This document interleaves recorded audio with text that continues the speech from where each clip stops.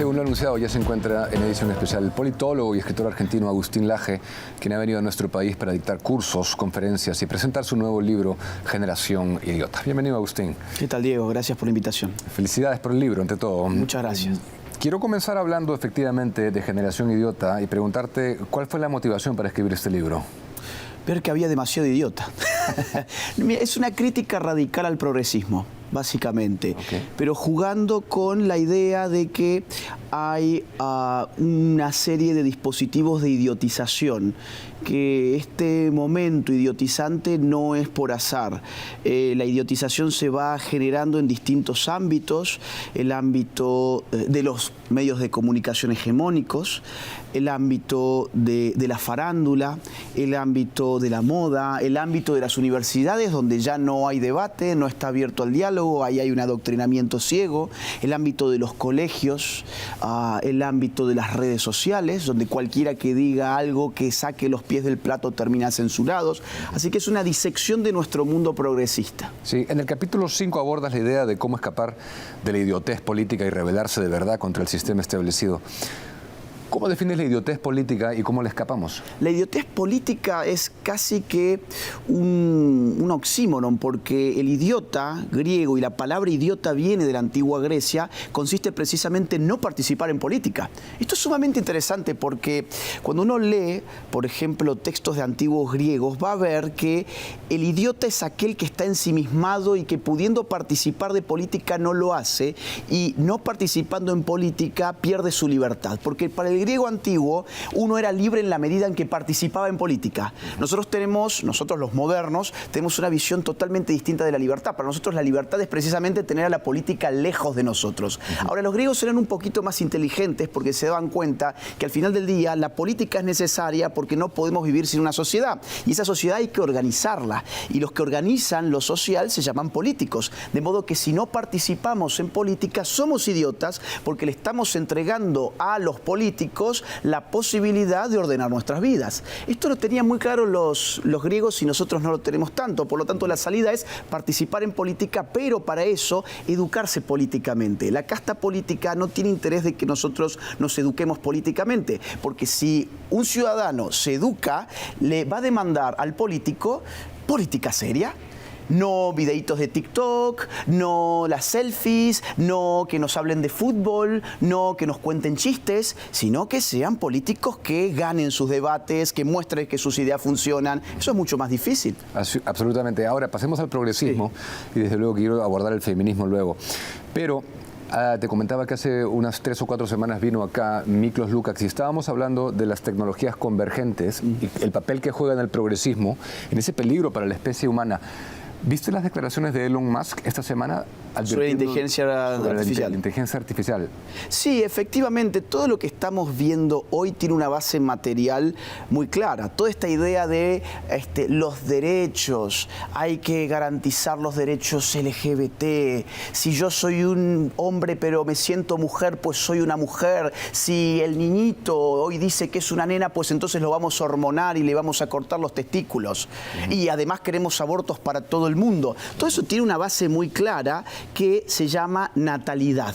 ¿Y el asunto cuál es? El asunto es que nuestro sistema productivo está avanzando tan rápido que la fuerza humana laboral es prescindible, es tendencialmente prescindible. O sea, cada vez va a ser menos falta tener seres humanos de carne y hueso trabajando. Pero tenemos 9.000 millones de personas.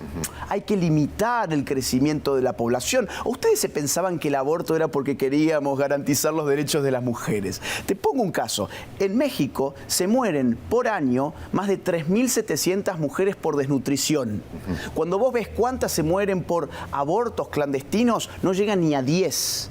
Y el gran tema para defender a la mujer en México y en todos nuestros países no es que se te mueran de hambre, es que tenés que matarles a sus hijos. Porque el asunto es que no tengan hijos, que tengan gatos, que tengan perros. El asunto final es que la máquina va a reemplazar al hombre y por lo tanto hay que aniquilar al hombre, porque ¿qué hacemos con 9.000 millones de parásitos? El problema con la autopercepción no es tanto que la gente se perciba como se perciba, eso es potestad de ellos, ¿no? Pero en mi opinión, quisiera saber la tuya, es cuando uno trae al Estado. Hay dos problemas. Mete al Estado ahí. Ese es el problema político. El problema político es cuando mi autopercepción goza del acorazamiento coercitivo del Estado. Cuando el Estado me dice que es mi derecho imponer mi ombligo a los demás. Cuando, si yo me autopercibo una mujer, esa autopercepción genera en mí un derecho que a vos te obliga, porque cada derecho tiene una contrapartida de obligaciones y deberes. Ese es el gran problema. Yo no tengo ningún problema con que un hombre se autoperciba una mujer. Ahora, que no me obligue a mí a financiarle ni las hormonas, ni a ser partícipes de su mentira, ni a modificar la manera en que yo hablo, ni decirle a mis futuros hijos de que eso es una verdad, porque eso no es una verdad. Y ahí me voy al segundo punto. Tenemos eso como problema político, pero como problema, vamos a decir, moral, es que eso te da la...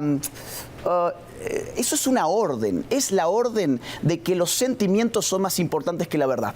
Nuestra sociedad es posverdadera porque ha coronado los sentimientos como aquello que está por encima de la verdad. No importa si es hombre o mujer, lo que importa es que se siente. Y lo cierto es que no importa cómo se sienta. Hay una realidad que está por fuera de esa persona, que está encarnada en esa persona y que, bueno, yo lo siento mucho, que se autoperciba como quiera, pero que esta cultura a mí me llame transfóbico por decir la verdad, es un sinsentido.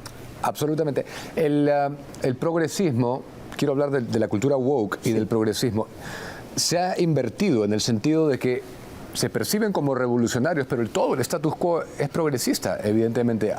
¿Son revolucionarios verdaderamente los progresistas? Pero por favor, a ver, te voy a comentar, vamos a poner algún dato. Cuando vos vas a ver en los últimos años las grandes marcas de ropa, no vas a encontrar ni una sola que no te venda progresismo. Por poner un dominio del mercado. No voy a decir marcas porque estamos en la televisión, pero cualquier marca te venden remeras feministas, camisetas feministas. La última que encontré estaba en $710 en una marca importante, o también puedes ir a marcas menos importantes. Ahora, lo interesante es cuando vos haces lupa y ves la mayoría de esas marcas, la mayoría trabaja en fábricas semiclandestinas del tercer mundo, explotando a mujeres en jornadas laborales de 16 horas. Esas mujeres duermen en colchones mugrientos en el piso, tienen salarios que no alcanzan realmente para nada, comen mal, duermen mal, se las explota realmente, pero ellas te hacen tu camiseta feminista para que puedas hacer la revolución. Sobre el feminismo, Agustín, ¿cuál es el balance real que haces? El feminismo que conocemos de la tercera ola, segunda mitad del siglo XX, ¿ha logrado verdaderamente empoderar a la mujer? No, a ver, no hay feminismo más misógino que el de hoy, porque ni siquiera es capaz de definir qué es una mujer. El feminismo ha aniquilado a la mujer. Por eso es que no la puede defender. Miremos todos nuestros países. Lo que ellas llaman o lo que ellos llaman violencia de género se ha multiplicado en todas partes. A pesar de que venimos desde hace años con la cantinela de que la teoría de género nos va a salvar de los feminicidios, mentiras, se multiplican. De las violaciones, mentiras, se multiplican. Hasta en España se han multiplicado. En España dejaron las feministas del Ministerio de Igualdad liberados a los violadores. Las feministas, las juezas feministas de Argentina en la pandemia dejaron liberados a violadores con la excusa de que no podían estar presos con el COVID. No. A ver, el feminismo es hoy misoginia pura. Anda a preguntarle a una feminista qué es una mujer y no te lo va a poder definir. Pero cuando le preguntes qué es el feminismo, te va a decir que es un movimiento que defiende a las mujeres.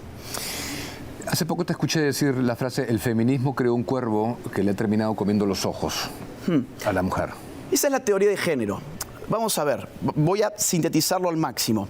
La idea de género tiene 3 estadios, 3 fases distintas. Al principio, género significaba los componentes socioculturales de nuestra sexualidad y en efecto hay componentes socioculturales en nuestra vida sexual, si no sería tan aburrida nuestra vida como la del perrito en tu casa.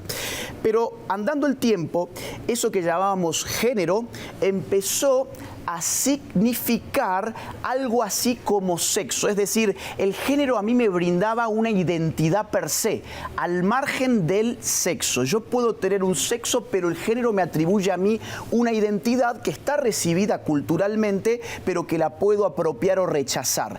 Y la tercera fase de la idea de género es que el género ni siquiera habita en la cultura que yo recibo, sino que habita en mi autopercepción. Por lo tanto, si mi identidad ya no es una identidad sexual y es una identidad de género, pero el género es lo que yo diga que sea el género, pues entonces yo puedo ser cualquier cosa que yo diga. Y si yo puedo ser cualquier cosa que yo diga que yo soy, entonces, ¿qué significa ser un hombre? ¿Qué significa ser una mujer? El feminismo termina criando un cuervo que le come los ojos porque a través de la idea del género ya no existe más una mujer. Vos podés ser una mujer con solo decirlo y yo puedo ser una mujer con solo decirlo.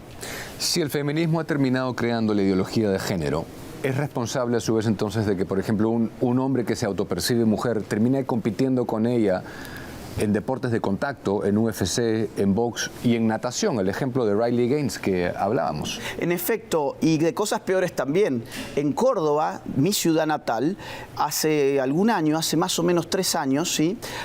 Un preso de un día para otro dijo que él ahora era una mujer, se amparó en la famosa ley de identidad de género y por lo tanto el Estado pasó a considerarlo mujer y lo trasladaron a la celda de mujeres. En la celda de mujeres violentó a las mujeres y dejó embarazada a una de ellas.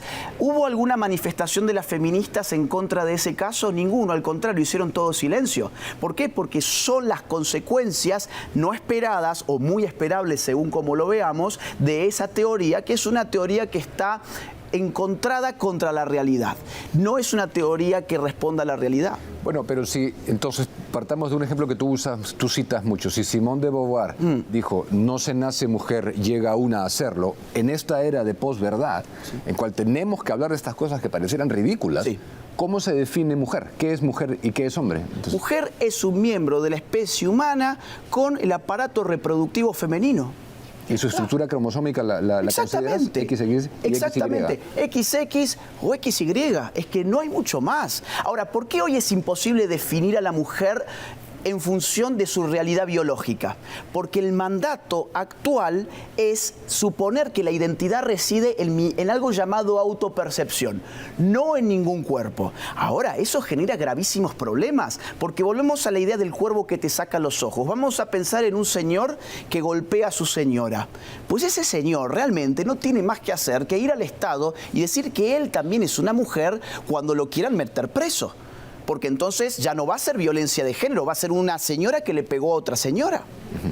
Entonces, el gran problema, insisto, es pensar que la identidad es algo que yo mismo construyo en todos sus aspectos. Por supuesto que hay aspectos de la identidad de cada individuo que son determinables por ese mismo individuo, en una relación de autonomía. Pero no todo. Yo no he elegido, por ejemplo, cuándo nacer. Yo no he elegido, por ejemplo, mi nombre. Yo no he elegido mi sexo. Ahora, eso es algo que se impone en mi realidad. Ahora, vamos a ver, ¿por qué? Por ejemplo, mucha gente de la que nos está viendo seguramente estaría dispuesta a convalidar la mentira de que yo soy una mujer, pero no estaría dispuesta a convalidar la mentira de que yo tengo 7 años.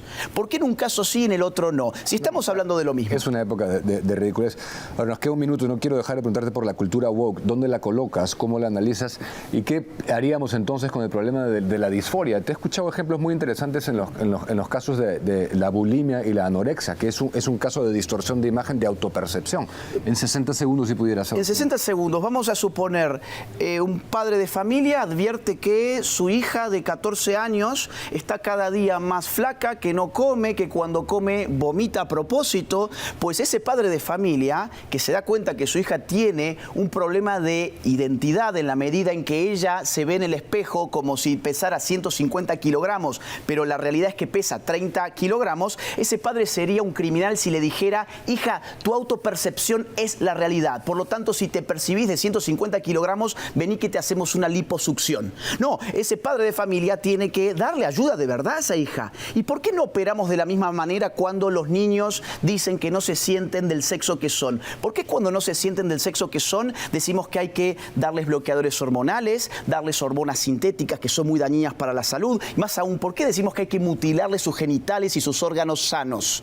¿Por qué? Porque ahí, atrás de eso, hay un enorme negocio negocio de las farmacéuticas, hay un enorme negocio de la cirugía plástica, de lo cual por supuesto no se quiere hablar. Pero otra vez, todos somos wokes cuando celebramos cuando a un niñito le revientan sus genitales. Absolutamente, y esa es la siguiente etapa, lo que está pasando con la cultura woke, que puede que haya tenido un inicio noble, como fue el movimiento progresista en sus inicios también. Mira, no sé si tengo 10 segundos para darte un dato que es escalofriante. En Estados Unidos, en los últimos 10 años, el transgenerismo en niños y adolescentes se multiplicó 4000%. Esto significa que el niño trans no nace siendo niño trans, lo fabrican. Hay una cultura que está fabricando niños trans y nadie se anima a decirlos. ¿Y qué nos puedes decir de las tasas incrementadas de suicidio y de depresión en esa población? Que la supuesta idea de que esta población se suicida porque los marginamos, los discriminamos, los ninguneamos, es mentira. Hoy son status quo.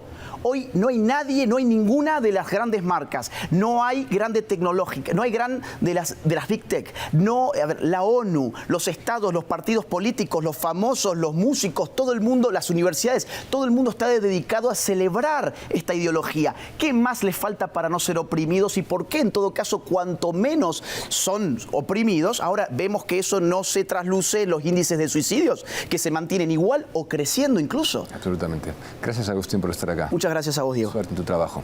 Gracias a ustedes por sintonizarnos. Como siempre, quedan ustedes en compañía de Rey con Barba. Sigan con Willax.